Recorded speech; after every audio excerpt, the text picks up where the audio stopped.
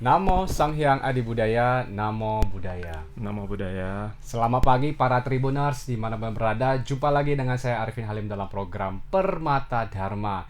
Program Permata Dharma ini disiarkan secara rutin setiap 2 minggu sekali, live melalui Instagram Tribun Medan Daily dan juga Facebook Tribun Medan. Dan di setiap program Permata Dharma ini kami selalu menghadirkan beragam topik menarik dengan narasumber spesial untuk kita ajak bincang-bincang santai. Dan pada program Permata Dharma batch ke-40 ini, kita akan membahas sebuah topik yang sangat menarik dan penting, yaitu tentang pengembangan diri, yang pastinya sudah dinanti-nanti oleh para pendengar Tribuners. Dan pada pagi hari ini, kami berhasil mendatangkan seorang narasumber spesial yang akan kita ajak bincang-bincang santai tentang materi, yaitu pengembangan diri.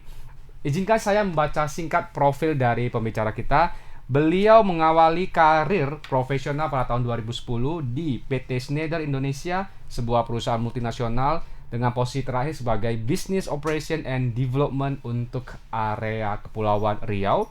Kemudian karena kecintaannya di bidang personal growth dan development, maka sejak tahun 2015 beliau menekuni bidang praktisi coaching and NLP yang sudah langsung dipraktikkan pada program yang namanya public speaking, human relationship, personal growth, career coaching, spiritual coaching, transformational coaching, dan sebagainya.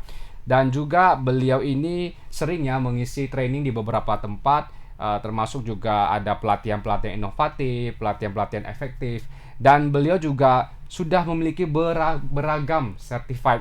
Di antaranya ada Communication Expert from NLP Indonesia, kemudian Secret of the World Great Communicator dari Academia Education and Training, kemudian Licensed Practitioner of Neuro Linguistic Programming, kemudian Certified Professional Coach, dan juga Certified Master Trainer. Untuk itu telah bergabung dengan kita di studio Tribun Medan, sahabat saya Bro Freddy Angga. Selamat pagi Bro. Selamat pagi. Selamat datang di Ya, Tribun selamat pagi Bro Arifin. Yes. Oke, pemirsa TVRI, kami juga informasikan bahwasanya Permata Dharma batch ke-40 ini disponsori oleh Yukul Morsura Jelly Yogurt. Terima kasih kepada Yukul Morsura Jelly Yogurt yang telah mendukung perkembangan Dharma melalui Permata Dharma batch ke-40 ini. Sukses selalu untuk Yukul Morsura Jelly Yogurt.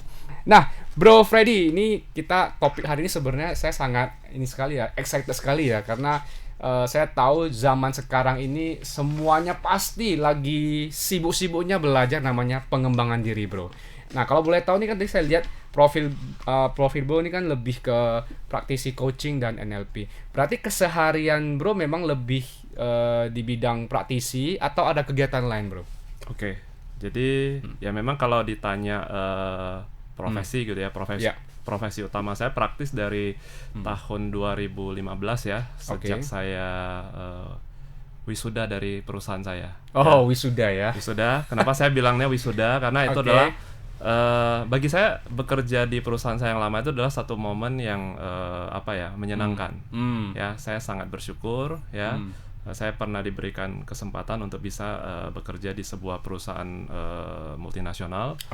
Ya, dan di sana saya belajar banyak hal. Dan sebenarnya tadi kan ceritanya kan kenapa ya mungkin akhirnya saya bisa tertarik. Ya, lebih mendalami lagi dunia pengembangan diri dengan spesialisasinya di NLP dan coaching. Ya, karena juga benih-benih kecintaan itu juga sebenarnya tumbuh ketika saya bekerja. Jadi pada saat itu saya ingat saya baru tamat kuliah. Bahkan waktu itu saya belum wisuda. Ya, di tahun 2010 itu saya mulai bergabung ke PT Schneider Indonesia. Dan pada saat itu saya belum wisuda.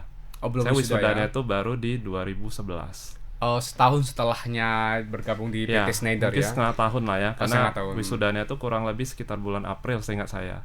Saya bergabung di PT Schneider itu kurang lebih seingat saya itu di Oktober ya, kalau nggak salah 2010. Ya. Saya masih cukup ingat karena memang pengalaman saya bekerja di sana itu sangat berkesan. Saya belajar banyak sekali hal ya. Nah, mungkin banyak yang kadang-kadang ketika saya mengisi sesi gitu ya, menjadi fasilitator gitu ya, saya suka bertanya sebuah pertanyaan sederhana. Saya suka minta pemirsa tuh menebak latar belakang saya. Jadi saya perkenalan singkat ya, interaksi sebentar gitu ya. Jadi sebelum saya perkenalkan diri, saya kadang suka meminta peserta tuh menebak kira-kira kalau potongan seperti saya ada di depan kalian, kira-kira ini backgroundnya seperti apa? Ya, gitu ya. Jadi sering sekali sering sekali sulit untuk ditebak. Rata-rata bilang saya mungkin tampangnya kayak anak psikologi, gitu ya. Terus ada yang bilang ada tampang dokter juga, gitu ya. Terus ada juga orang bilang tampangnya kayak tampang pengusaha, gitu ya.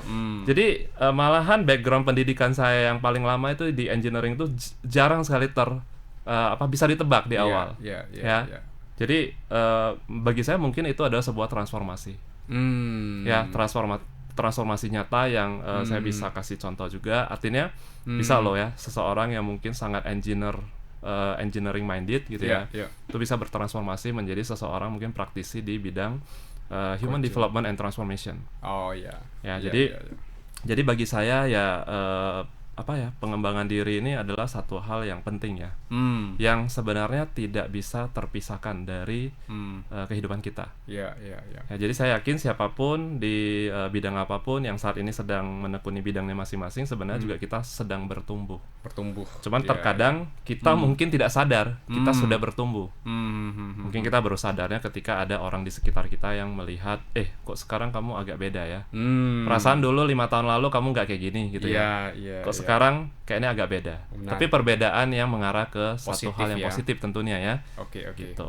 Berarti memang artinya kesibukan sehari-hari sekarang lebih ke praktisi artinya ya. Udah full time gitu ya, full time ke praktisi, kemudian ada buka kelas juga begitu. Apakah ada buka kelas khusus pengembangan diri gitu dari Bro sendiri? Ada ya, jadi kebetulan saat ini sih memang saya juga bergabung dengan beberapa teman-teman juga ya, praktisi, trainer juga ya. Kita membuat satu semacam komunitas trainer ya. Jadi saat ini saya juga aktif juga di Trainer Hub gitu ya.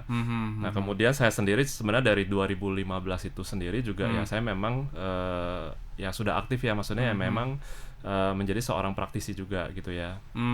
Dan dari pengalaman saya gitu ya, kurang lebih ya mungkin ini 2024 ya, jadi 2015 ke 9 tahun. Ya 9 tahun lah ya, 8-9 tahun ya. Nah saya juga membuat sebuah coaching model sendiri. Ada jadi, jenis coaching model sendiri ya. Jadi kebetulan ini saya ada bikin gitu ya. Itu?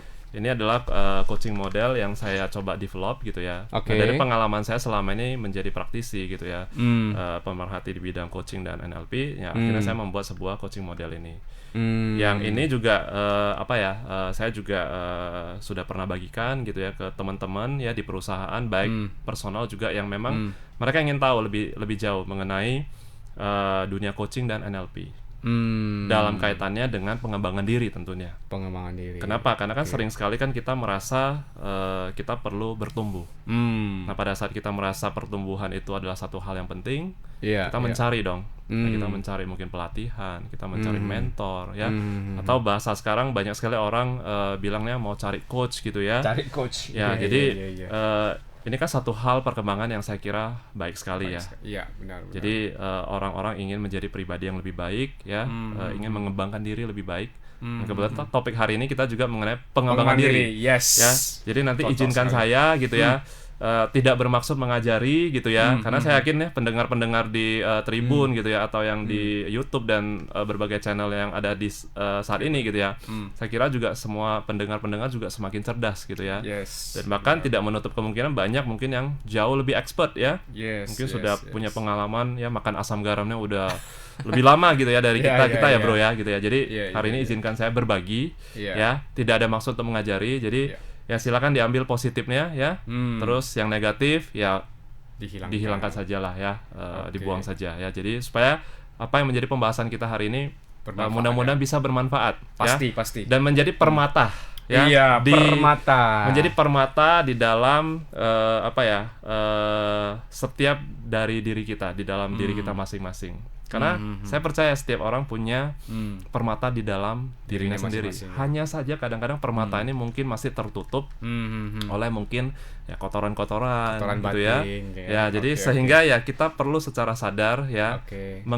mengembangkan diri dalam rangka membersihkan gitu ya diri kita sendiri ya. Benar-benar. Jadi Setuju, ibaratnya setuju. kita kan setiap hari pasti kita mandi ya. Yes. Ya kalau kita 3 hari nggak mandi rasanya gimana, bro? Waduh, itu bukan hanya gatal ya, tapi baunya luar biasa. Iya, dan mungkin juga mengganggu orang sekitar kan. Iya, benar. Betul benar. nggak? Nah jadi ya saya suka menganalogikan tuh pengembangan diri itu ya seperti kita lagi mandi. Lagi mandi ya. Nah kita kalau 3 hari nggak mandi saja kita rasa udah nggak nyaman. Iya, Ya iya, dan iya. kemungkinan besar tadi ya itu orang sekitar kita, orang-orang terdekat kita mungkin yang setiap hari ketemu dengan kita mungkin pasti nggak nyaman, ya kan? Nah sama halnya dengan diri kita. Ya kalau kita masuk sedikit lebih dalam gitu ya mengenai pengembangan diri gitu ya. Nah ini adalah sebuah hal sebenarnya ini PR kita bersama. Oke, Bagaimana oke. kita menjadi pribadi yang lebih lebih berkualitas baik, ya. semakin baik dari waktu ke waktu. Oke, oke. Jadi tidak terlalu penting juga kita membandingkan diri kita ke orang lain. Yes, yes. Tapi kita lebih membandingkan diri kita sendiri dengan diri kita sendiri yang versi sebelumnya. sebelumnya. Let's say mungkin 3 tahun lalu gitu ya. Kita ini mungkin dikenal atau kita sendiri sadar nih ya. Misalnya, oh saya ini orangnya emosional. Ya, senggol dikit bacok gitu ya. Senggol bacok gitu kan. Iya, Nah, iya, ternyata iya. setelah 3 tahun berlalu ya, melalui sebuah tahapan kehidupan ya, setelah kita mengikuti pelatihan atau kita mendapatkan satu pengalaman hidup yang berharga gitu ya, akhirnya kita berubah, bertransformasi ya dari yang dulunya mungkin sangat emosional, mungkin sekarang jadi emosional. Lumayan ya, Ya, sangat dari emosional jadi emosional. menjadi ya. emosional. Oke, oke. Ya, 3 tahun kemudian lagi mungkin sudah Ya, menjadi lebih sabar. orang yang lebih sabar. Iya. Ya, jadi kadang transformasi itu kan butuh waktu. Butuh waktu benar. Ada yang waktunya cuma 1 detik langsung berubah. Ada yang butuh waktunya 1 hari. Iya. Ada yang mungkin butuh waktu 10 tahun. Yes. Nah, jadi Yes, yes. ya dengan teknik-teknik pengembangan diri yang saya dalami gitu ya, saya pelajari dan saya praktekkan juga gitu ya. Saya berharap ya hari ini saya bisa berbagi juga beberapa tips-tips praktis yang nantinya teman-teman bisa jadikan sebagai Praktek, referensi ya, tambahan referensi. lah ya. Oke. Selain referensi-referensi atau mungkin ilmu teknik yang sudah teman-teman miliki. Ya. Oke, nah ini gini bro, ini kan tadi kan kita mendengar bahwa saya Bro ini sebagai seorang praktisi coaching dan NLP ya. Sebenarnya yang menjadi pertanyaan adalah apakah memang ada perbedaan antara coaching dan NLP atau sebenarnya sama, cuman mungkin istilahnya cara deliverynya yang berbeda bro. Oke, ini saya juga sering ditanya gitu ya. Oke, Sebenarnya ya. coaching sama NLP itu 2 hal yang sama atau berbeda? Ya. Ya. Jadi sebenarnya kalau ditanya sama atau berbeda, tentunya ini 2 istilahnya memang berbeda. Berbeda ya. Jadi coaching dan NLP. Namun gitu ya kalau kita sedikit telusuri secara historinya gitu ya. Sebenarnya ini adalah 2 teknik atau 2 tools ya. 2 tools di dalam ilmu pengembangan diri yang sebenarnya punya keterikatan yang sangat kuat. Oh. Jadi kalau oke, kita oke. sedikit flashback ke belakang, ini saya juga sekaligus mungkin menjelaskan NLP dalam bahasa saya sendiri ya, Oke, secara silakan. singkat ya. Jadi NLP itu kan singkatan dari Neuro Linguistic Programming. Oke. Ya. Jadi ya bagi teman-teman pemerhati people development ini mungkin bukan satu istilah yang baru. Ini mungkin istilah sudah sering didengar ya. Nah, saya sendiri suka mendefinisikan NLP itu sebagai sebuah teknik komunikasi. Teknik komunikasi dengan diri sendiri. Kenapa? Karena penekanan dari NLP adalah itu menghadirkan sebuah awareness yang baru. Neurolinguistik. Artinya apa? Ini kan neuro ini kan artinya syaraf ya. Kalau Syaraf, kita ya. artikan secara harfiah gitu ya. Iya, iya. Neuro itu saraf gitu ya. Linguistik itu bahasa. Terus programming. Programming itu berarti kita secara sadar. Ya, kita kayak memprogram ya bagaimana kita berkomunikasi dengan diri kita sendiri. Nah, kenapa penekanannya ke diri sendiri? Oke. Nah, karena sering sekali kadang kita kita kepengen dunia luar itu berubah. Kita merasa kita benar, dunia di luar sana itu salah. Sehingga akhirnya kita menyalahkan keadaan, ya. Kita merasa tidak seharusnya seperti itu, kamu harusnya seperti ini gitu loh. Kenapa? Karena kita terlalu fokusnya ke luar. Oke. Nah, namun kalau kita mau lebih jujur sebenarnya semua masalah, semua solusi itu ada di dalam diri kita. Nah, NLP ini adalah teknik komunikasi, bagaimana kita bisa berkomunikasi secara lebih efektif Dengan diri sendiri. dengan diri sendiri. Oke. Dan dengan kita punya satu komunikasi yang bagus dengan diri sendiri, harapannya kita juga bisa menularkan energi positif ini, ya awareness ini kepada dunia di luar kita. Ya. Oke. Atau dengan bahasannya kalau saya sedikit masuk ke dalam istilah yang mungkin lebih spiritual gitu ya. Oke. Nah, kalau di dalam diri kita ini tenang, tentunya kita bisa menularkan ketenangan ke keluar juga. Oke. Kan tidak mungkin kan di dalam diri kita sedang marah, kita sedang emosi ya, emosi besar gitu ya, kita sedang kesal gitu ya. Lantas kita bisa menularkan kebaikan atau ketenangan di luar sana. Rasanya itu hal yang tidak mungkin. Iya, benar. Kita tidak mungkin membagikan sesuatu yang kita belum miliki. Oke. Jadi kalau kita mau menularkan kebaikan ya berarti kita harus embrace ya the goodness in ourselves. Oke, setuju. Nah, pengembangan diri itu harusnya ya pengembangan diri ke dalam, bukan keluar. Oke, berarti memang NLP dengan coaching itu secara toolsnya ada sinkronisasi juga ya. Betul. Tujuannya memang untuk pengembangan diri, walaupun mungkin cara deliverynya yang berbeda-beda. Mungkin ada dengan cara A dan dengan cara B gitu. Betul. Tadi juga Bro ada menyebutkan bahwasanya tujuan dari NLP menurut bahasa Bro kan tadi adalah sebagai teknik komunikasi dengan diri sendiri sehingga bisa meningkatkan awareness. Nah, berarti ini sebenarnya menarik sekali. Artinya ada kaitan dengan Buddhis juga nih, Bro. Betul. Ya, ada kaitan dengan Buddhis. Kalau kita tahu di Buddhis itu ada namanya meditasi juga, supaya kalau kita belum tenang kita nggak bisa menginspirasi orang lain. Kemudian ada sebuah istilah bahwasanya ketenangan itu bisa menghasilkan beragam beragam solusi yang mungkin selama ini kita sudah cari di mana-mana. Ternyata dengan ketenangan itu ada ilham, kalau bahasa mungkin umumnya ilham lah ya. Kita mendatangkan ilham gitu ya. Iya, walaupun sebenarnya ada juga namanya ilham itu. Nah, ini menarik. Berarti kalau saya tangkap adalah NLP maupun coaching ini itu kaitan eratnya dengan Buddhis sangat kuat sekali. Dari pengalaman Bro ini ya, selama menjadi praktisi kurang lebih kan 9 tahun tadi kan.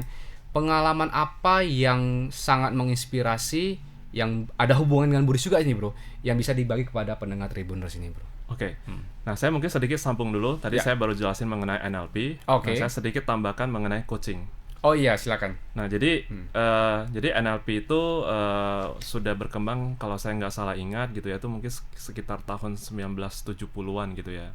Itu ada dua orang penemu NLP lah kita bilangnya ya, kreatornya NLP gitu ya. Yang pertama itu adalah Richard Bandler, dan satu lagi itu adalah satu lagi siapa ya? Saya tiba-tiba lupa namanya. Ada dua orang berarti ya. Ya, ada satu lagi ya. John Grinder. Ya.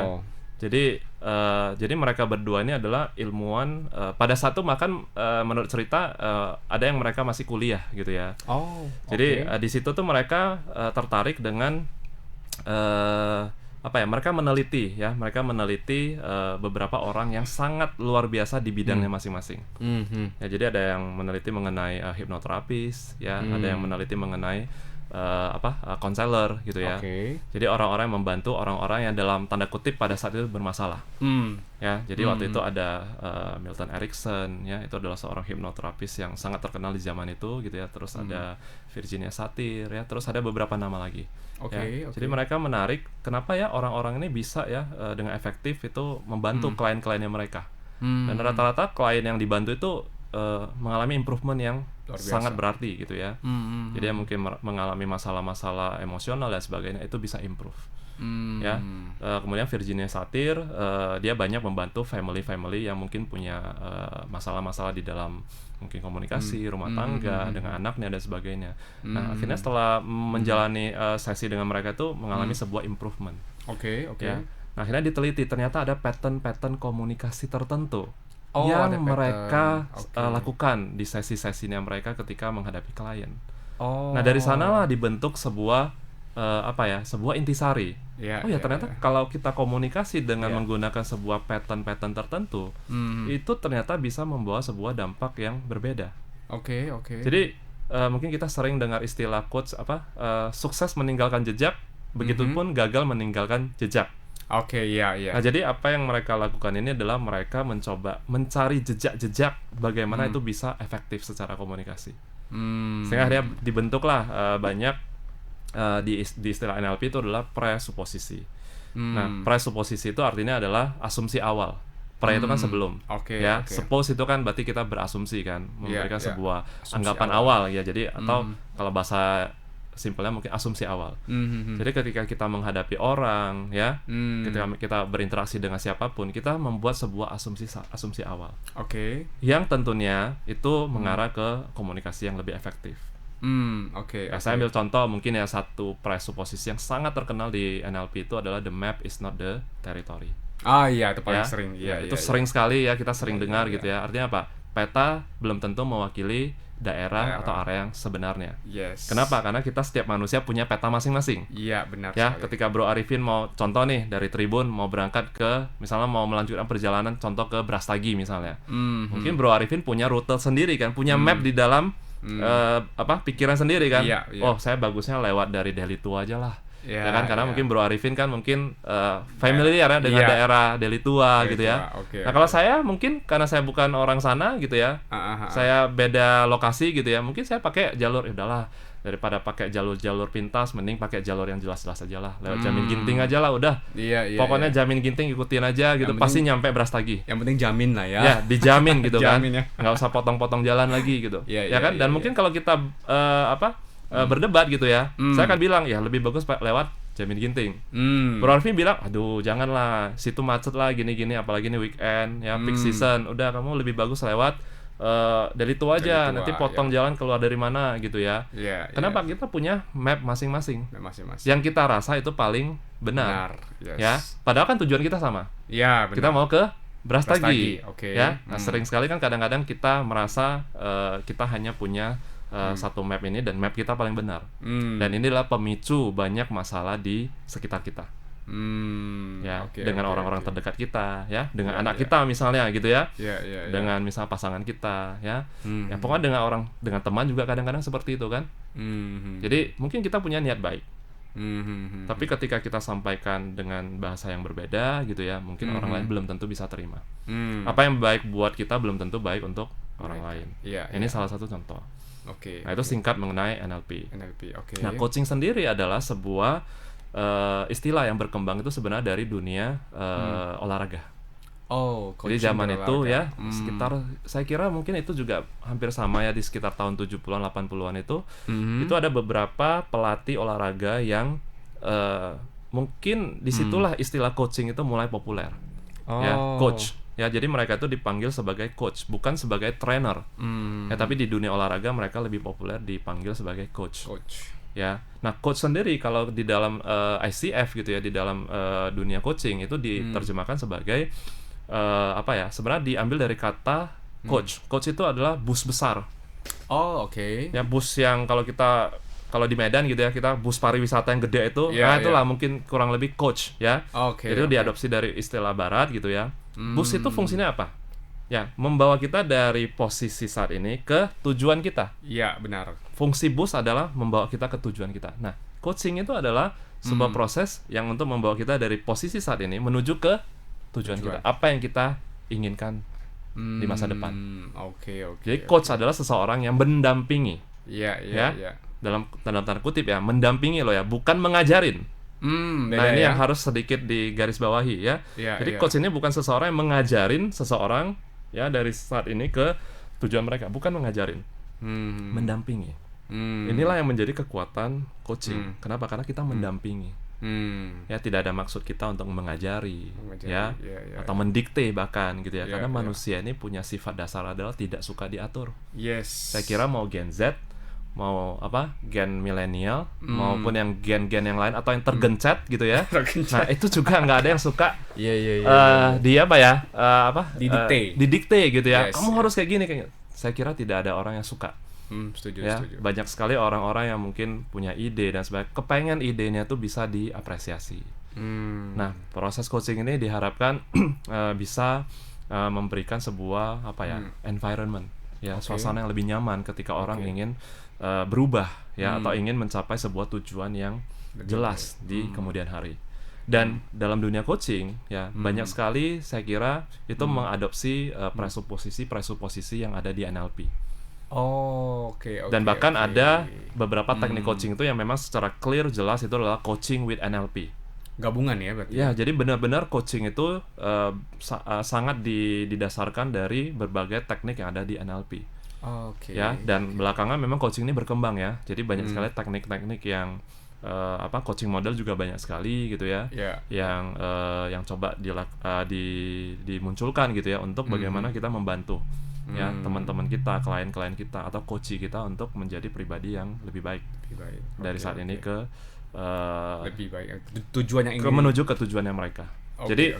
Jadi coaching ini prosesnya sebenarnya bukan untuk orang-orang yang bermasalah, tapi untuk orang yang juga bagus gitu ya, punya potensi, tapi bagaimana untuk dia bisa lebih memaksimalkan lagi potensinya. Gitu. Oke. Ya. Nah, berarti kalau hubungannya dengan pengalaman Bro nih ya, yang sudah 9 tahun gitu, ada kak satu momen gitu atau satu hal yang sangat mungkin paling berkesan gitu yang menjadi inspirasi Bro sehingga tetap konsisten mau jadi seorang trainer, Bro? Oke. Banyak sih sebenarnya kalau momen-momen seperti ini banyak ya. Jadi beberapa waktu yang lalu juga saya baru juga menjadi fasilitator gitu ya di sebuah perusahaan gitu ya, yang mereka juga punya karyawan-karyawan yang mungkin juga mengalami berbagai kondisi di dalam internalnya mereka gitu ya. Ada yang mungkin merasa kayak kurang percaya diri ya. Jadi saya ambil contoh lah mungkin yang terakhir kali gitu ya. Jadi ada salah satu peserta gitu ya.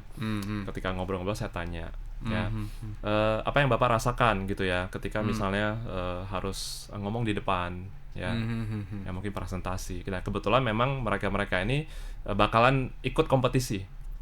Ya, jadi perusahaan ini memang mereka punya kayak event tahunan gitu ya, kompetisi gitu ya. Ya, di mana mereka tuh ketika mengikuti kompetisi ini kan mungkin ada beban. Ya, ada perasaan mungkin feeling not good lah ya. Ya, mungkin grogi, tidak percaya diri ya kan. Nah, jadi waktu itu saya coba bantu ya dengan menggunakan pendekatan NLP ya. Nah, salah satunya saya pakai kemarin adalah teknik anchoring. Anchoring Anchoring itu diambil dari kata anchor atau jangkar.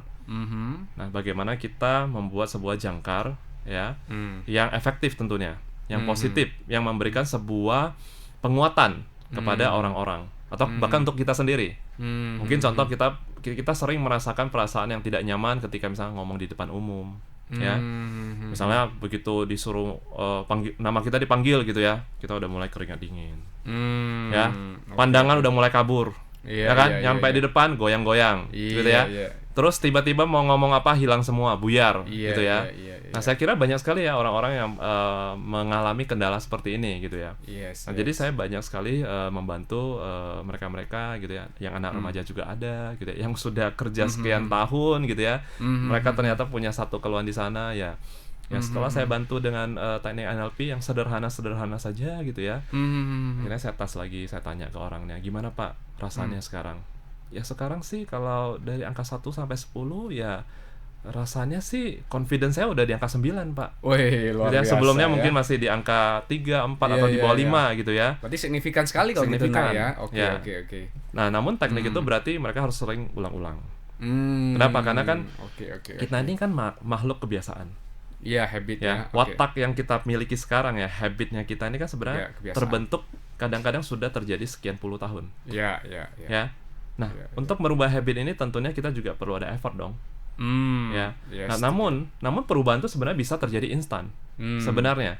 Ya, jadi kayak contoh di NLP juga kita kadang-kadang men-challenge belief kita. Ya, belief system kita mungkin selama ini terinstall. Contoh, ada orang bilang perubahan itu tidak menyenangkan. Perubahan itu butuh waktu yang lama. Ya. Perubahan itu sulit gitu ya. Nah, kadang-kadang kalau kita punya belief system seperti itu, itulah yang membuat akhirnya kita sulit berubah. Kenapa? Karena kita punya keyakinan perubahan itu sulit. Perubahan itu butuh banyak waktu. Perubahan itu sesuatu yang sangat tidak mengenakan. Nah, ini contoh. Belief ini kadang-kadang kalau di dunia NLP kita bisa challenge. Ya. Apakah benar perubahan itu memang sesulit itu? Ya kan? apakah benar memang perubahan itu butuh waktu sebegitu lama, ya kan? Nah kita di challenge ya, jangan-jangan ini hanya pikiran di dalam diri saya sendiri yang belum tentu benar. Jadi kita bisa men-challenge gitu. Contoh perubahan apa yang kamu pernah lihat yang sampai memakan waktu 10 tahun misalnya? Ya kadang-kadang mungkin setelah kita pikir-pikir nggak ada sih.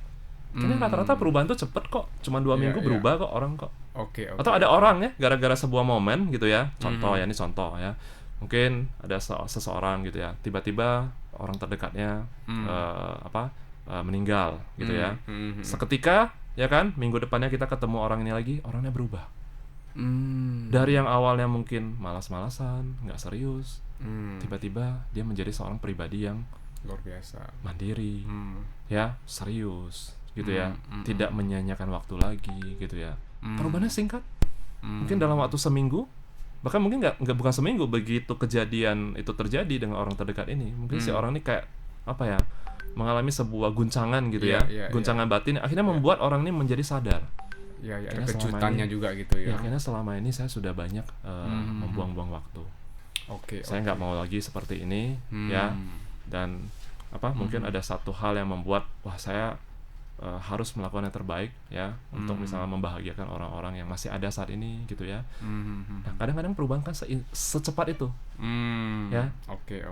Nah tinggal bagaimana kita membuat sebuah pola-pola komunikasi yang men-trigger supaya kita bisa mungkin lebih siap untuk berubah dengan cepat. Nah coaching ini adalah sebuah teknik ya yang diharapkan gitu ya, ini bisa men-trigger ya, memunculkan ya, karena kita di sini bukan kita bukan memerintah orang, kita bukan mendikte orang, tapi kita membantu klien-klien kita untuk berubah dengan cara ya, salah satu tekniknya adalah kita bertanya. Lebih ke bertanya ya. Yes. Jadi salah satu tools utama di dalam coaching itu adalah bertanya, pertanyaan. Nah tapi bukan asal bertanya ya, karena pertanyaannya juga ada banyak jenisnya. Ada pertanyaan yang menjurus ya, atau pertanyaan-pertanyaan yang sifatnya judgmental. Contoh ya, kadang-kadang kita lihat orang gitu ya, terus kita udah langsung, kita nggak tahu nih ya kondisi sebenarnya apa gitu ya, terus kita langsung ngejudge orang gitu ya. Kamu lagi sedih ya gitu ya, berarti kan kita kayak udah ngejudge gitu kan. Mending kita nanya, apa sih yang kamu rasakan saat ini. Contoh, ini kan memberikan sebuah ruang kan untuk orang itu mengekspresikan perasaannya secara lebih tepat. Daripada kita ngejudge. Jangan enggak kok, saya nggak lagi sedih kok, biasa-biasa aja. Kamu gitu aja yang lagi sedih kayaknya gitu ya. Saya biasa-biasa aja gitu ya. Di pertanyaan juga pengaruh sekali ya, pertanyaan terbuka begitu ya. Pertanyaan terbuka yang membuat orang itu bisa mengekspresikan ya. Nah terus kadang kita cenderung ya suka kadang-kadang teman kita cerita.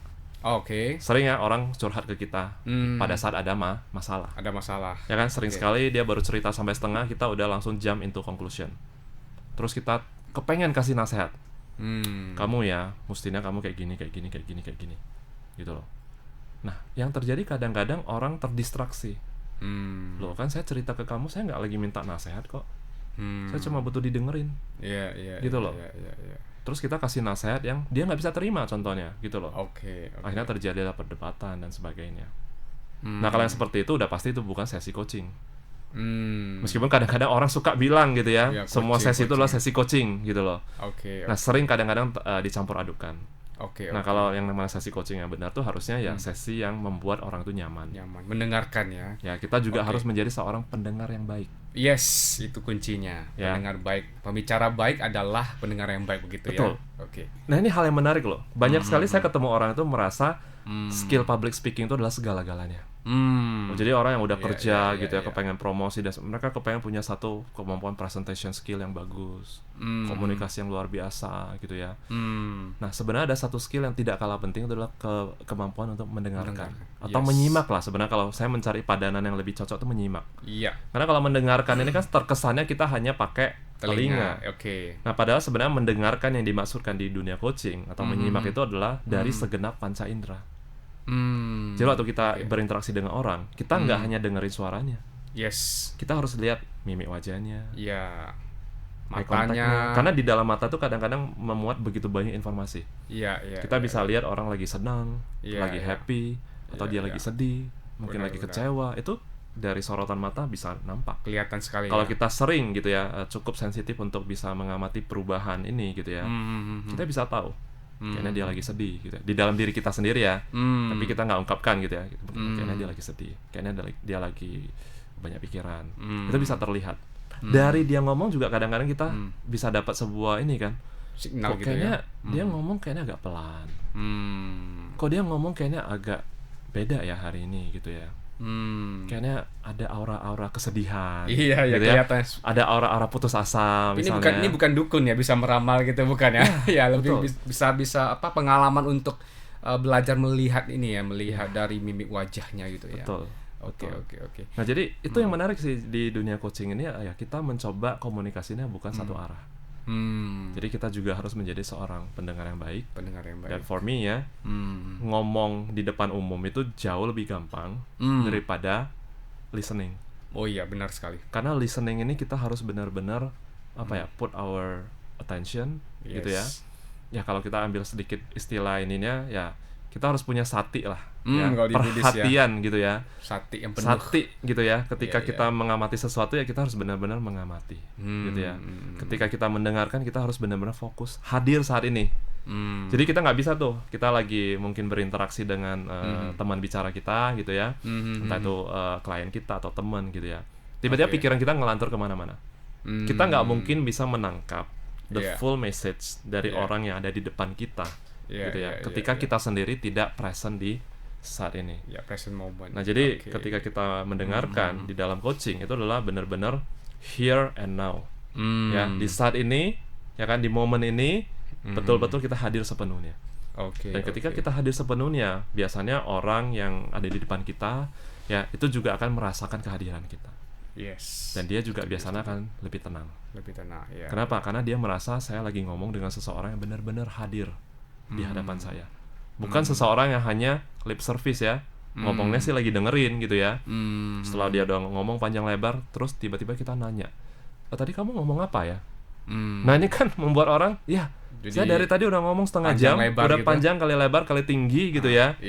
So nggak ada yang kamu bisa tangkap dari pembicaraan saya gitu ya. Kita nanya lagi sesuatu yang berulang. Yang tadi saya udah jelasin, si teman kita ini sudah klien kita udah ngomong. Kita nanya lagi, ya kan, berarti kita kurang nyimak, kurang fokus. Berarti ini menarik, ada hubungan dengan Buddhis juga, yaitu sati ya, kesadaran.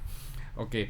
Nah ini bro, saya tertarik dengan satu pernyataan dari bro mengatakan bahwasanya baik itu coaching, khususnya di coaching lah ya. Di coaching itu kan mendengarkan, kemudian juga tadi kalau untuk improvement dari pengalaman bro tadi yang membantu satu klien ya, satu klien gitu, yang tadi mungkin dia ragu, gugup dan segala macam, setelah di coaching ada perubahan yang cukup signifikan. Lebih ke apakah ada hubungannya dengan afirmasi nggak bro? Afirmasi kan berarti kan saya pasti bisa lebih baik.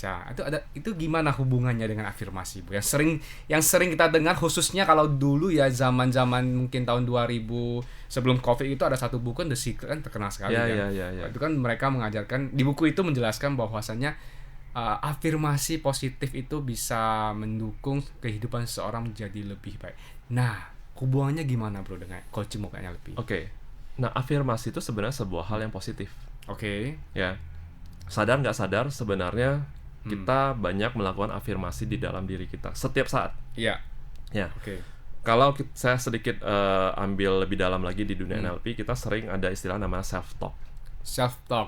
Jadi afirmasi ini sebenarnya mirip seperti self talk. Nah, hanya saja keseringan kadang-kadang kalau kita tidak cukup sadar gitu ya, banyak sekali self talk yang kita ulangin setiap hari, setiap saat bahkan. Itu adalah afirmasi atau self talk yang negatif. Contoh, ya kan, kadang-kadang ada orang gitu ya, belum apa-apa dia udah bilang, kayaknya sih hasilnya nggak bakalan bagus sih. Ya paling-paling juga hasilnya kayak gini. Paling-paling nanti juga nggak menang. Paling-paling juga nanti jadi tim hore-hore aja gitu ya. Paling-paling juga dia cuma nanya-nanya doang. Contoh nih, kita jualan, ya kan, buka toko, ya kan. Terus ada customer datang, tak gitu kan. Kita dalam hati bilang, paling nanya-nanya doang. Nah, ketika kita ada self talk seperti itu, ada bisikan seperti itu, ketika si calon customer datang nanya, kita mungkin melayaninya juga setengah hati kan. Benar. Betul nggak? Karena kita udah punya kayak self talk gitu loh. Potongan-potongan kayak gini paling cuma nanya doang ya kan, banding harga gitu ya. Jadi waktu dia datang mungkin kita juga ngomong dengan ketus. Contoh dia nanya, "Pak, ada jual," contoh lah kita jualan misalnya baju deh gitu ya. "Pak, di sini ada jual baju untuk anak remaja enggak?" gitu. "Ada." Terus kita ngomongnya agak ketus gitu ya. "Ada, lu mau berapa? Lu mau berapa kilo?" Ya kan? Terus orang udah nggak nyaman aja gitu kan. Saya nanya bagus-bagus kok, kayaknya ngomongnya agak gimana gitu kan. Kenapa? Karena kita kayak merasa lu paling nanya-nanya doang. Gua langsung tembak aja, lu mau beli berapa kilo. Kan? Oke. Enggak sih Pak, paling saya belinya satu. Aduh, beli satu ya kan. Ya akhirnya apa? Nggak terjadilah transaksinya. Kenapa? Kita udah kayak punya self talk. Self talknya nggak bagus ya. Jadi, nah ini penting juga. Nah, kita ngisi dengan self talk atau afirmasi yang positif. Ya. Jadi itu bisa membantu sebenarnya. Oke. Cuman ya afirmasi ini harus cukup kuat untuk bisa mematahkan self talk lainnya yang mungkin sudah kita bentuk selama ini. Sadar atau tidak sadar. Sering sekali kita punya banyak self talk yang kita sendiri itu belum sadar itu ada. Gitu loh. Oke. Nah, ini kita harus melalui sebuah tahapan gitu ya. Kita sendiri juga perlu mencari mungkin cara kita masing-masing untuk ya kalau bahasa saya mungkin lebih umum adalah waktu hening. Eling ya. Waktu hening gitu ya. Jadi kita perlu kayak ya kadang orang bilang me time gitu ya. Jadi sering sekali kita larut dengan rutinitas kita sehingga kadang kita nggak cukup punya satu awareness. Ya mengenai diri kita sendiri. Ya apa yang sering muncul di dalam pikiran kita. Ya. Nah, ini kalau kita nggak hati-hati kan pikiran-pikiran ini yang terus berulang. Pikiran-pikiran atau self talk negatif ini yang berulang terus. Jadi afirmasi ini penting sih, bro. Ya, kalau kita bisa dengan sadar ya memasukkan afirmasi gitu ya. Nah, ini satu hal yang bagus. Oke, berarti memang di dalam dunia NLP itu ada seperti itu ya, termasuk tadi self talk yang memang hubungan dengan afirmasi juga. Betul. Gitu ya. Nah, berarti begini, ini kan sebenarnya ada benang merahnya antara coaching NLP kemudian dengan fungsinya untuk pengembangan diri, yang juga ada benang merahnya dengan Buddhis. Betul. Nah, kalau menurut bro pribadi ini lebih ke subjektif ya saya kira ya. Apakah memang ajaran Buddha ini sebenarnya sudah ada, sudah lengkap nih dari zaman dulu sudah ada, namun sekarang dimodifikasi, di-packaging menjadi lebih modern sehingga masyarakat luas yang non Buddhis bisa mempelajari ilmu yang sebenarnya dari zaman Buddha ini sudah ada nih, tapi tinggal dimodifikasi. Menurut pandangan bro gimana nih? Oke. Nah, saya sendiri melihat antara Dharma gitu ya, ajaran Buddha gitu ya, dengan coaching, dengan NLP itu punya satu strong relation, sangat-sangat kuat bahkan gitu ya. Nah, kalau kita ingat ya, di dalam banyak kisah yang kita dengar gitu ya, ketika Sang Buddha misalnya memberikan pengajaran kepada si A, si B, si C gitu ya, sering sekali Sang Buddha itu menggunakan pendekatan yang berbeda. Jadi ketika si A gitu ya, Sang Buddha mungkin membabarkan syair tertentu gitu ya, atau menggunakan teknik pendekatan tertentu, ya. Terus ke si B beda lagi. Jadi semuanya itu di-customize sesuai dengan tahapan batin si orang tersebut, si makhluk tersebut. Ya. Jadi Sang Buddha itu dia punya satu kemampuan yang dia bisa tahu. Bagaimana kondisi batin, ya, kondisi internal di dalam makhluk tersebut, sehingga Sang Buddha bisa memberikan obat yang sesuai langsung. Jadi kalau di dalam dirinya ini memang yang kental ini adalah ini misalnya, ya dia harus kasih obat yang ini gitu loh. Kalau yang ini mungkin di sini beda lagi nih, saya harus kasih obat ini. Gitu. Jadi pendekatannya itu tidak bisa sama persis. Karena setiap makhluk itu punya tahapan perkembangan batin yang berbeda-beda. Nah, sebenarnya kalau saya ambil analogi ini ke dunia coaching, ini mirip sekali. Artinya apa? Setiap orang itu punya, ya, mungkin punya rintangan masing-masing di dalam diri mereka. Tentunya ketika kita mengatasi orang yang punya kendala di misalnya hal percaya diri, tentunya akan berbeda dong dengan kita membantu orang yang mungkin punya kendala misalnya di bidang yang lain misalnya gitu. Dia nggak ada masalah dengan percaya diri. Gitu loh. Percaya diri dia bagus gitu loh. Tapi dia punya belief system yang mungkin kurang bagus. Gitu loh. Dia ngomong confidence. Tapi somehow dia punya satu belief yang akhirnya membuat dia tuh kurang bisa berkembang. Oke, Gitu. oke. Ya jadi justru sangat kuat sih, saya melihat justru ya saya banyak belajar gitu ya, artinya ya saya sebagai seorang Buddhis gitu ya saya melihat sosok Sang Buddha itu memang sosok yang luar biasa. Ya makanya memang tiada taranya kan. Iya. Ya kita mau cari bandingannya juga nggak ada gitu Nggak loh. ada, benar. Ya artinya apa, kita mencoba meneladani apa yang dicontohkan oleh seorang Buddha. Iya. Ya Buddha juga kalau kita cerita di bidang leadership, ya Buddha juga banyak memberikan leading by example. Ya kehidupan yang sederhana gitu ya. Iya. Terus kadang-kadang dicelakai juga Sang Buddha juga tetap baik ya, maksudnya Baik, ya. tidak membenci, membalasnya ya, gitu ya tidak- dengan hal yang tidak baik gitu ya, malahan di salah satu ininya Sang Buddha justru ada istilah yang kurang lebih ya saya nggak ingat pastinya gitu ya. Iya. Kebencian tuh hanya bisa diatasi dengan tidak membenci. Iya, cinta kasih. Ya kan, dengan cinta kasih gitu ya. Benar. Jadi ya kita harus tahu. Jadi di dunia coaching ini ya, kita sebenarnya membantu klien kita itu untuk mencari obat yang sesuai. Dengan cara apa? Dengan cara kita bertanya. Ya, contoh kita tanya, apa sih yang penting bagi kamu? Nah ini mungkin pertanyaan yang sangat simpel ya. Apa sih yang penting bagi kamu? Tapi survei membuktikan kadang-kadang saya bertanya pertanyaan ini, orang ngeblank loh. Iya, apa yang penting bagi saya ya? Bingung dia jawabannya. Bingung dia ya. 3 hari 3 malam juga belum tentu langsung dapat jawaban. Oke. Apalagi di saat itu mungkin pertama kalinya dia mendapat pertanyaan sesimpel itu. Apa sih yang penting bagi kamu? Kadang orang ngeblank. Dan sering sekali jawaban pertama itu tidak mewakili jawaban yang sesungguhnya.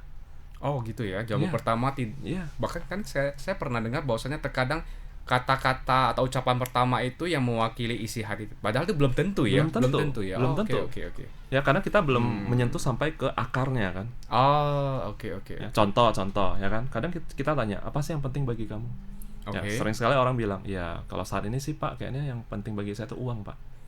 Oke. Dan kita akan tanya lagi, oke, let's say sekarang kamu udah punya uang. Uang kamu udah nggak berseri, lu mau ngapain aja terserah. Ya, lu mau ngapain sekarang? Mikir lagi. Apa lagi ya? Mikir lama gitu ya, kadang-kadang muncul jawaban, ya kayaknya saya mau jalan-jalan keliling dunia. Oke? Muncullah, let's say gitu ya. Oke. Nah, setelah itu belum tentu juga itu memang tujuan sebenarnya. Oke, let's say sekarang kamu udah punya uang, kamu bisa lah jalan-jalan seluruh dunia gitu loh. Ya. So what next? Kamu udah jalanin semua dunia ini dari ujung timur sampai ujung barat, dari kutub utara sampai kutub selatan gitu. So what? Oke. Mungkin dia akan makin bingung lagi, ya kan, makin senyap lagi, ya juga ya. Entah mungkin kita trigger dari sekian banyak negara, kamu paling kepengen tuh kemana dulu? Nah di situ mungkin dia akan bilang, oh saya paling kepengen tuh ke negara ini misalnya. Kita tanya lagi, kenapa? Gitu loh. What make you choose that country? Gitu. Sampai ke detail itu kita harus Yes, galinya betul. ke dalam gitu ya. Betul. Oke. Jadi kita membantu teman bicara kita untuk dia bisa mengetahui apa sih yang benar-benar matters, penting bagi hidupnya. Karena sering sekali kita ketemu orang yang pada akhirnya merasakan hidup itu hampa. Kenapa? Karena dia sendiri tuh nggak tahu tujuan hidupnya itu mau kemana. Oke. Dia Gitu. sendiri tidak tahu tujuan hidupnya, arahnya mau kemana ya. Gitu loh. Oke. Nah ini menarik sekali ya sebenarnya. Kalau saya tangkap, artinya memang ajaran Buddha itu sebenarnya adalah solusi terbaik untuk permasalahan yang bahkan kita lihat sekarang ini kan, seiring berkembangnya zaman banyak orang depresi, kemudian juga mungkin secara emosionalnya juga nggak bagus. Makanya sekarang mungkin coaching ataupun NLP juga banyak diminati karena banyak case yang bermunculan. Padahal sebenarnya kalau kita tahu, Dharma itu juga sudah ada solusinya untuk kita semua gitu kan. Betul. Jadi, Bro juga ceritakan bahwasanya pada zaman dulu juga ada kisah Buddha di mana Buddha pernah membantu satu orang umat gitu ya, yang calon biku juga, di mana dia hanya meminta membersihkan satu buah kain yang kotor. Setelah dia bersihkan, tiba-tiba dia tercerahkan menjadi, saya lupa, Sotapanna atau Sakadana. Nah, dengan cara seperti itu saja Buddha juga berarti mengetahui, oh ternyata cara si umat ini harus dengan cara yang begitu. Betul. Kalau dia pakai cara yang lain mungkin tidak bisa tercerahkan. Betul. Nah, kasusnya juga beda dengan Angulimala.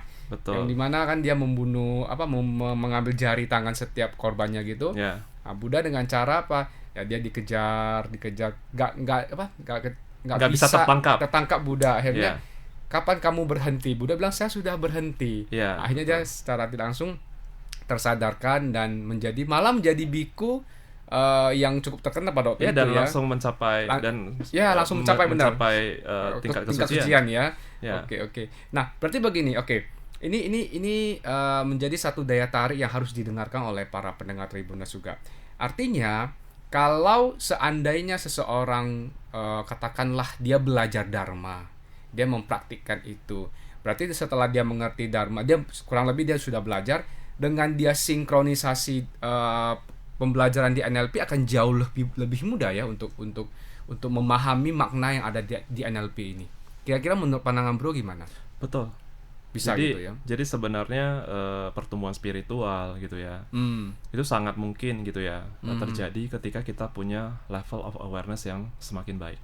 Oke. Jadi ketika contoh gini, kita mungkin banyak mengalami kejadian di masa lalu. Pada saat kejadian itu terjadi di saat itu mungkin kita ngelihatnya pada saat itu mungkin berbeda dengan saat ini. Oke. Ya, kenapa? Karena mungkin level of awareness-nya kita sudah bertumbuh. Ya, atau kadang-kadang kita mungkin pernah menyesali ya. Kenapa ya dulu saya bisa melakukan kebodohan seperti itu? Ya kan? Nah, kita kan baru sadarnya sekarang. Kalau pada saat itu kita sadar, pasti kita nggak lakuin dong. Tapi masalahnya pada saat itu kita belum nyadar. Nah, sehingga di NLP contoh ya, ada salah satu presuposisi yang menyatakan adalah setiap keputusan itu diambil terbaik pada saat itu. Ya, dengan resource yang ada pada saat itu. Itulah kenapa kadang-kadang kita bisa saja mungkin menyesali apa yang kita sudah lakukan di masa lalu. And it's a good thing kalau kita menyesal di saat ini. Berarti kita sudah jadi lebih bijaksana dong. Iya, bijaksana. Menjadi lebih pintar lah istilahnya gitu. Dulu masih bodoh, sekarang lebih tidak bodoh lah. Meskipun juga belum tentu pintar kan gitu kan. Iya. Tapi artinya mungkin kita berkembang ya. Terjadilah sebuah proses transformasi diri. Ya. Artinya apa? Kita melihat sesuatu itu sudah berbeda. Gitu loh. Oke, mengerti. Nah, jadi ini juga satu hal yang mungkin menjadi esensi. Ya. Nah, sering sekali. Nah, saya sedikit tambahin tadi cerita Angulimala gitu ya. Ini boleh. Yang saya masih ingat dan saya pahami gitu ya. Jadi waktu itu kan Angulimala kan mau menangkap Sang Buddha. Iya, benar. Terus Sang Buddha tuh kayak nggak bisa tertangkap. Yes, benar. Ya kan? Padahal Sang Buddha bilang, saya sudah berhenti. Saya sudah berhenti ya melakukan ya kan memproduksi kilesa-kilesa kira-kira gitulah. Saya sudah berhenti dari membenci orang ya, dari dosa, loba, moha dan lain. Kamu kapan? Kira-kira kan gitu kan. Di momen itu tiba-tiba Angulimala tersadarkan. Iya, benar. Dan tiba-tiba muncul sebuah awareness. Akhirnya itu langsung kayak membersihkan kekotoran-kekotoran batin yang selama ini sudah tertimbun. Ya, membunuh itu kan banyak sekali aku salah cita yang ada di belakangnya. Ya, mungkin dari ketakutan, ya mungkin dari kemarahan, ya di situ juga ada kebodohan dan lain-lain gitu loh. Jadi dari sebuah perbuatan tidak bajik itu pasti ada banyak sekali aku salah cita yang ada di belakangnya. Sama halnya dengan ketika kita melakukan sebuah perbuatan baik, pasti ada kusala cita yang itu ada di belakangnya. Contoh kenapa kadang kita ngelihat orang di samping jalan gitu lagi kelaparan, terus kita bisa muncul, ya udah deh saya beliin makanan, saya kasih. Nah, di situ mungkin ada muncul ya kusala cita seperti karuna, metta gitu ya. Atau mungkin kita merasa terenyuh gitu ya. Cinta kasihnya juga keluar kita gitu keluar ya. Gitu. Kita nggak bisa tahan ngelihat orang mengalami penderitaan gitu ya. Hanya kita melakukan sesuatu gitu ya. Itu kan ada faktor-faktor mental bagus yang mendasari. Begitu juga ketika kita melakukan hal yang tidak bajik. Ya, contoh kita mungkin marah gitu ya dengan seseorang gitu ya. Mungkin pada satu ada faktor-faktor mental yang kurang baik ya. Mungkin kemarahan tuh muncul gitu ya. Akhirnya tidak terkendali, akhirnya kita marah atau bahkan kita sampai berantem gitu ya. Atau melakukan sesuatu yang tidak baik lah gitu loh. Nah, jadi yang saya sadari gitu ya ketika saya lebih mendalami coaching NLP, saya melihat diri saya itu semakin ke dalam. Artinya gini, saya fokusnya nggak terlalu keluar lagi, ya tapi saya ngelihat ketika kadang-kadang marah itu muncul gitu ya. Oh, marah saya sedang muncul. Oke. Nah, momen ketika kita bisa memahami ya ritme di dalam diri kita dengan lebih detail. Itu adalah momen-momen yang bagi saya itu memunculkan banyak awareness baru. Sehingga kita jadi orang juga somehow kita bisa berlatih menjadi lebih sabar. Saya ngomong gini bukan berarti saya orangnya sabar banget gitu ya. Ya in certain point juga saya kadang masih bisa marah gitu ya. Itu wajar. Ya, kalau jadi, tidak bisa marah berarti tercerahkan. Betul. Ya berarti kita udah nggak di sini gitu ya. Ya sudah di alam lain lah kira-kira gitu ya. Nah, jadi ya kita sama-sama semua kita praktisi yang sedang melatih diri. Sehingga ya saya kira dengan kita bisa menjadi pribadi yang lebih baik, ya kita melatih diri kita menjadi seorang praktisi yang menjadi lebih baik, ya jangan terkejut nanti lingkungan sekitar kita juga akan berubah. Kenapa? Karena ya kita kalau ambil secara lebih ilmiah lah, sebenarnya kan semua pikiran ini kan ini adalah vibrasi, energi. Jadi ketika kita sedang happy, kita lagi ada memancarkan sebuah energi sebenarnya. Energi kebahagiaan. Ya energi yang bagus tentunya gitu ya. Jadi ibaratnya kalau kayak handphone gitu ya, handphone kita nih bisa lowbat loh. Pada saat dia sudah hampir lowbat tinggal 5%, tentunya kita harus ngecas, betul nggak? Kalau kita nggak ngecas, kita masih putar-putar video lagi, mungkin dalam waktu 2 menit langsung mati total. Nah kita harus ngecas. Nah jadi sehingga kita harus ya melihat ya vibrasi energi yang positif itu apa gitu loh. Nah makanya kadang-kadang mungkin kita pernah ikut satu komunitas, acara atau apapun. Begitu kita datang kita kadang merasa kayak tenang. Justru kita rasa feelingnya enak banget. Atau kadang lah kita ke wihara. Kita yang lagi mungkin kondisi internal kita lagi kurang bagus dan sebagainya. Tiba-tiba kita masuk saja gitu ya. Wah, kayaknya auranya beda. Ya kan? Tenang banget gitu ya. Enak banget. Kayaknya lama-lama di sini juga oke. Kalau saya meditasi di sini 10 jam juga kayaknya bisa gitu ya. Tapi tiba-tiba kita keluar dari wihara gitu ya kadang-kadang gitu ya. Kita masuk lagi ke rutinitas kita gitu kan. Dikit aja disenggol, bacok lagi. Kenapa? Karena vibrasinya beda. Vibrasinya sangat berbeda. Nah, kita sendiri ini sekarang pertanyaannya kita jadi seorang vibrasi energi yang positif atau vibrasi energi yang negatif. Yang orang kalau deket-deket kita langsung ngedown atau dia tercas gitu loh. Artinya dia yang baterainya tinggal 30%, begitu dekat kita baterainya naik lah jadi 50%. Ya kan? Yang awalnya tadi feelingnya udah nggak gitu enak, tiba-tiba ketemu kita kok kayaknya jadi hidup hari ini kok kayaknya jadi lebih indah gitu ya. Lebih enjoy gitu ya. Nah, ini salah satu cara juga untuk kita mengecek apakah di saat itu, di momen itu kita sedang menghadirkan ya faktor-faktor mental yang baik atau tidak. Kita sendiri juga sama bisa merasakan sih.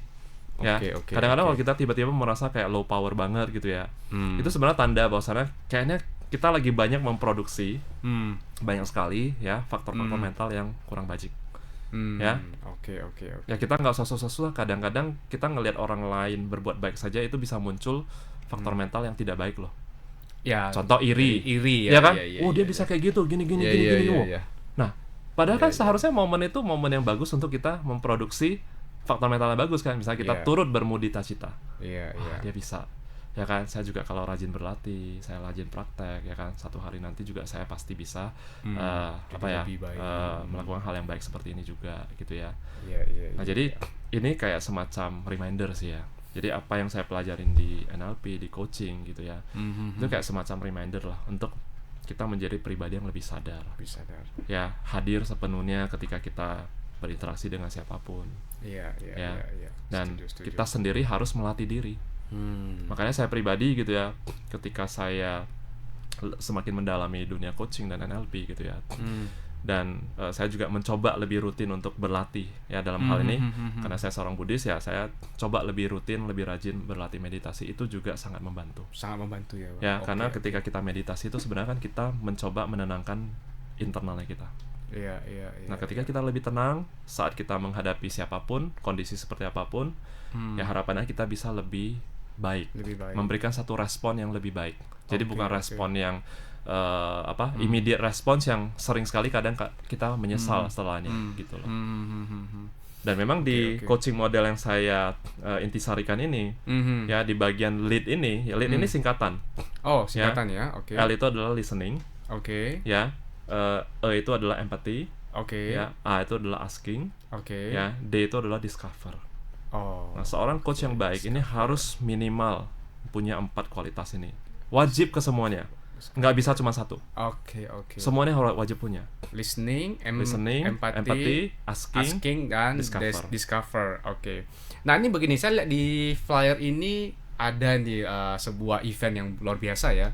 Judulnya juga Lead with Impact by Coaching. Ini besok ya, Bro ya? Ya, kebetulan Acaranya besok ya. di mana nih? Di Cafe 51, Jalan Setiajadi nomor 51 Medan. Nah, bagi yang mau ikut ini berarti caranya bagaimana, Bro, ini?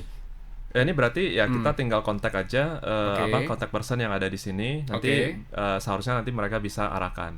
Oke. Jadi memang event besok ini memang saya saya kepengen berbagi gitu ya, memberikan kontribusi juga ke teman-teman ya, terutama mungkin aktivis ya, pengurus di wihara juga gitu ya. Oke. Nah, harapannya kan supaya ya kita bisa melayani umat dengan semakin baik. Harapannya dengan teknik coaching ya, ketika teman-teman praktisi bisa menggunakan, bisa belajar teknik coaching ini, harapannya komunikasi dengan berbagai elemen itu bisa semakin baik.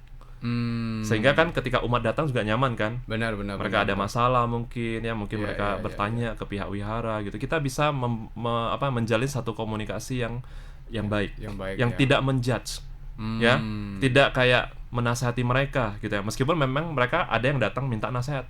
Tapi namanya manusia kadang meskipun judulnya datang minta nasihat, kadang dikasih tahu juga masih ngeyel kan? Iya, masih ngeyel. Betul nggak? Nah, jadi harapannya ya dengan mungkin nanti menggunakan teknik coaching ini gitu ya, kita bisa punya satu interaksi yang lebih baik lah antar sesama mungkin pengurus dengan yayasan ya, atau dengan interaksinya dengan umat gitu ya. Dan saya kira setiap orang boleh belajar coaching ya, tidak ada larangan ya. Oh saya hanya orang biasa, saya nggak boleh belajar coaching, enggak, karena coaching ini sebenarnya kan sebuah teknik cara komunikasi yang kalau kita internalisasi dalam kehidupan sehari-hari, saya yakin ini akan memberikan sebuah dampak yang positif ya. Ketika orang ngomong dengan kita, dia juga lebih nyaman. Kenapa? Kita mengurangi unsur judgement-nya kita. Kita benar-benar kepengen tahu gitu loh. What happened inside you? Berarti besok dipelajari, akan dikasih tahu di program di event ini ya, Bro ya. Betul. Lead with Impact by Coaching. Nah, ini kalau saya lihat ini acaranya dari pukul pagi ya 8:30 sampai 5 sore. Ini kalau untuk umum dana partisipasinya senilai 1 juta, khusus pengurus wihara 100.000 ya. Nah, bagi pendengar Tribuners yang hari ini mendengar secara live, bagi Anda sebagai seorang pengurus wihara bisa langsung menghubungi di nomor registrasi ada di 0811 611 661 atau 0812 6491 181. Ini limited hanya untuk 20 seat ya, benar ya? Kalau saya tidak salah di sini ada tulisannya. Betul. Jadi siapapun yang ingin belajar langsung dengan narasumber kita pada pagi hari ini langsung bisa daftar ke nomor yang sudah tertera, yaitu ke 0811 611 661 atau 0812 6491 181. Langsung dibimbing oleh mentor yang luar biasa, Bro Freddy Angga. Dan saya dapat info kayaknya slotnya udah sisa nggak banyak nih. Oh, slotnya karena memang sedikit ya? Karena per batch ini kita juga nggak bisa terlalu rame ya. Karena kan di sini nanti juga kita ada role play ya, ada aktivitas ya. Jadi kita belajar langsung. Cara bertanya. Sering sekali kadang kita berpikir kita udah jago bertanya. Nah, kadang-kadang gitu ya, kita pada saat bertanya itu juga ternyata masih banyak hal yang miss ya. Jadi besok salah satunya kita akan banyak belajar cara bertanya. Pertanyaan seperti apa yang mungkin powerful untuk bisa men-trigger ya, bagaimana kita memunculkan sebuah awareness yang baru ya kepada teman bicara kita, kepada klien kita, supaya ya mereka mengalami sebuah perubahan ya, yang nyata tentunya ya, dari cara berpikir yang lama menjadi cara berpikir yang baru yang lebih memberdayakan. Bro, terakhir Bro, boleh kasih ini ya ke pendengar Tribuners, kira-kira pesan-pesan apa yang ingin Bro sampaikan kepada para pendengar Tribuners mengenai topik kita pada hari ini. Silakan Bro. Jadi ya mungkin kalau pesan saya mungkin simpel aja ya. Ya tetap berproses ya, tetap berlatih ya, melatih diri kita. Nah, namun kita harus tahu bagian diri kita di dalam diri kita, kira-kira bagian apa yang memang menjadi fokus utama. Nah, kalau kita menyadari saat ini kita masih punya banyak misalnya kemarahan gitu ya, ya kita harus secara sadar, saya punya kemarahan ya. Nah, di dalam konsep Buddhis juga kan sebenarnya kan kita ada konsep yang namanya anatta, Anatta. tiada diri sebenarnya. Jadi sering sekali sebenarnya ini semua hanya ilusi. Ya kan, pada saat kita merasa marah, kita merasa senang, ya kan, buktinya kan kadang kita bisa senang, kadang kita bisa marah, Benar, ya kan, benar. dan itu berlalu juga kan semua kan. Nah jadi Oke. dengan kita bisa punya satu awareness bahwasanya sebenarnya kan ini hanya kemarahan, ya kemarahan saja gitu loh. Nah kita berlatih menjadi pribadi yang lebih baik lagi, Lebih baik lagi. yang melihat kemarahan sebagai kemarahan, kebahagiaan sebagai kebahagiaan, gitu ya. Dan kita berusaha untuk tidak melekat. Nah, momen ketika kita bisa lebih netral, ya, saya kira mungkin itu momen yang sangat indah. Kenapa? Karena kita apa ya? Pada saat kita bahagia juga kita nggak larut. Iya. Pada saat kita sedih juga kita nggak larut terlalu lama. Ya, kenapa? Karena ini kan silih berganti. Iya. Ya, kita maunya lama juga kadang-kadang dia bentar aja hilang kan. Iya. Iya. Nah, sama Benar, kemarahan benar, juga benar. gitu kan. Sebenarnya kalau kita diemin gitu ya, Iya. dia akan turun. Iya. sampai akhirnya dia oke, hilang, atau sampai dia nggak terlalu membekas lagi. Nah, sebenarnya perjalanan pengembangan diri yang sesungguhnya bagi saya adalah ya perjalanan menjadi diri yang sejati yang lebih baik itu, yang kita ngelihat sendiri ke dalam diri kita, apa Oke, sih yang masih ada di dalam diri kita, kekotoran apa lagi yang saya harus bersihkan. Oke. Nah, momen ketika kita bisa membersihkan semua sampah-sampah di dalam diri kita, saya kira itu adalah the real momen pengembangan diri yang membuat diri kita akhirnya menjadi lebih indah. Dan saat itu permata di dalam diri kita ini akan memancar. Kita nggak usah ngomong saja, permata ini akan memancarkan cahayanya. Oke, luar biasa sesuai dengan Gitu. topik kita permata Sesuai. dharma ya, Bro ya. Jadi kalau kita Oke. ingin permata kita Ya. memancar dengan kuat sinarnya ya, Iya. kita harus sering-sering berlatih. Kita tahu sendiri apa yang menjadi kendala utama di dalam diri kita. Jadi nggak usah terlalu fokus keluar, fokuslah ke dalam, lihat sendiri apa yang harus kita benahi, dan lakukan secara konsisten.